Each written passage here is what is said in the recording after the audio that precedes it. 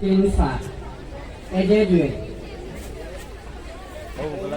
মন চলে যায় শৈশবে, পরশ পেতে যার ছায়া হয়ে মাথার উপর এমএ মতিন স্যার। খালি পেটে মুড়ি আর জল, 8ই ক্লাস, ব্ল্যাকবোর্ডে ঝুলে থাকা দিল সর্বনাম। 9টায় শুরু পাঠদান, 4টায় শেষ, পরিশেষে নিরাময় নির্মূল পরিবেশ।